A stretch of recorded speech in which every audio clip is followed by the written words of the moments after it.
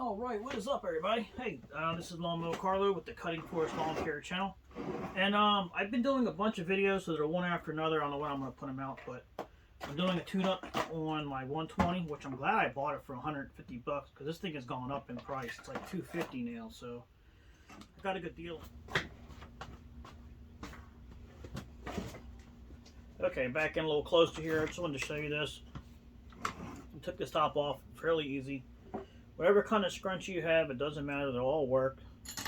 The sockets, these are pretty much all the same standard, no matter where you, 95% of the time, they're always the same.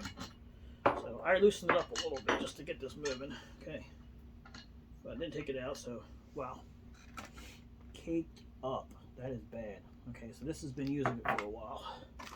Okay, so the kit comes with a new one. They're the same size, it's right on. Nice. This one actually is stamped Husqvarna on it. It's pretty cool. It's HQT1. It's pretty cool. We'll stick that in there.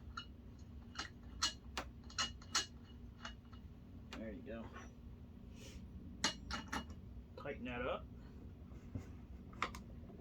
You don't have to be He-Man to tight on this. It just got to be tight. Okay. Alright, so then you take your scrunchie or a screwdriver, and they both work. So you can see this takes out the air filter. Which in this model, it's a lower end unit, so it's more compact, so this air filter is very tiny. And this is what a lot of times what happens is a lot of people will, oh, they bought the Husqvarna and he's junk, he's stupid, do not start anymore. I'm like, well, did you check the air filter? I mean, I'm not saying this, but I know a lot of myself. A few days ago.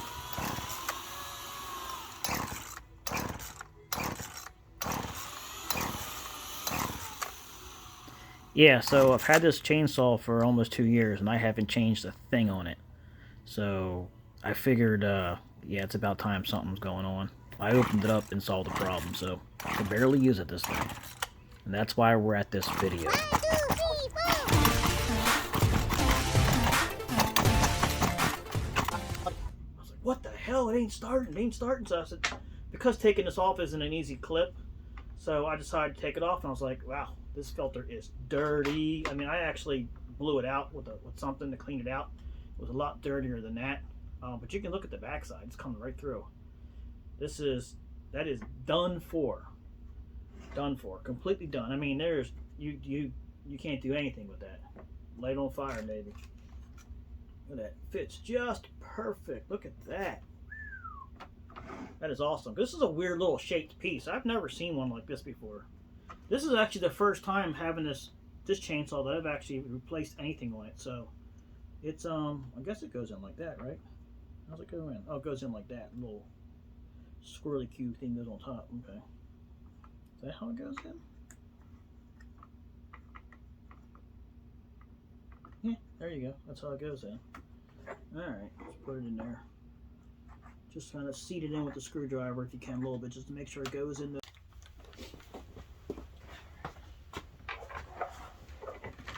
Alright, well this video keeps cutting out on me. I'm trying to make this video, so I pushed that back in there and put the metal frame back on it, and then just tightened it. So it's pretty simple. So everything reverse, forward, it goes in there very simply.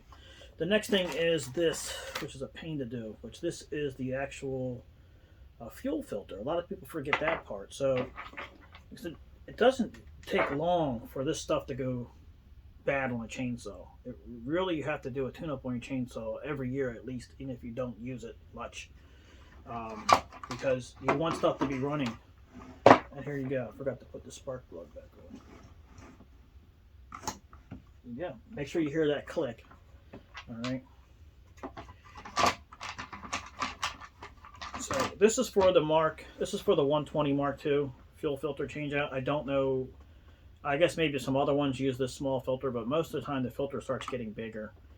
This is a lower end chainsaw. This is like a small one. I don't even know what the CC is on this thing. I think it's close to 38, something like that. But it's just great for landscaping because it's a great pruning saw. I've cut small trees down with it, and all the small stuff. You don't want a big heavy saw, you know, cut little rounds. It's overkill. So that's why I love this saw for that reason. You can go with the 135 if you want, but I wanted the lightest chainsaw that I could possibly find, and this was the lightest, the smallest one they had.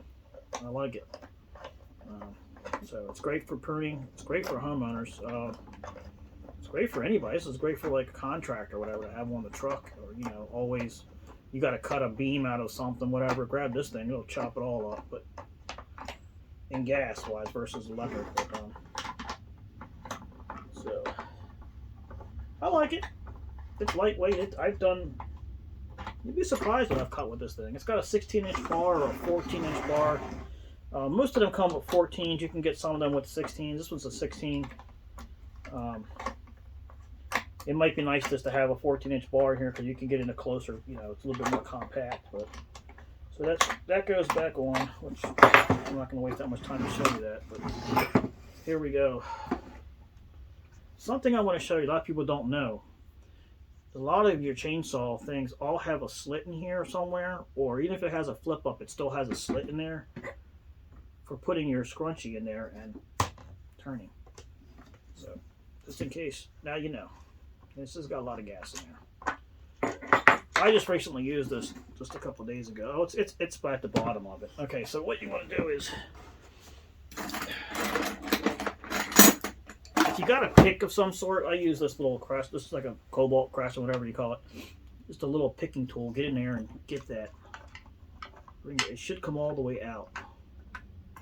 There it is. There it is. Okay. So you want to pick it and bring it out. Okay. There she goes. There she goes. Oh, almost. Don't cut the line. Oh, this is the hardest thing to do. Let's get it out. There it is. And you get it. It's like you don't want to go back in. No. Ah, success. So you can see it's discolored. It needs to be changed out. So you just tug on it and it comes right out. Wow. Okay, now I should have my safety glasses on because that gas could have gotten in my face. And just put another one back on. Making sure I put the new one back on. Just push it in there. There you go. She's done. Tuck her back in. Boom. A lot of chainsaws and all your 2-cycle stuff all have these little like hooks inside. They squeeze in. So if it ever comes out, you just squeeze them to put them back in. That's all it is. One goes in first, and the other one, and boom. It's designed to hang like this.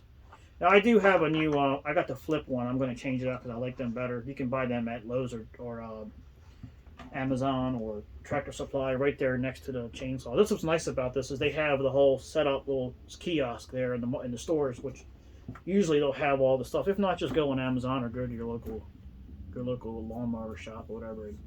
They should have it, or your chainsaw shop. But boom, there it is. It's done. That's a simple tune-up on the chainsaw. I'm not going to get involved with the carburetor setup because that is another video all in itself, and there's plenty of videos out there to look at to teach you how to do that. So for right now, this is simply what it is. Quick, simple tune-up. It's all done. I took the chain off because it makes this job a lot easier to do without the chain being on here. So I'll put the chain back on in a minute. But trash, trash, and trash. Boom, there she goes. That is the tune-up kit right there. Let me know what you think. Don't forget to hit the like button, subscribe, share. Come on back for some more. Let me know if you want to see more of these product tune-ups or fixings or things like that. I would be glad to show more. So, thank you. Alright, so I just did the tune-up on it. New filter, new plug, and new gas filter. So, let's see what happens. Just go through it.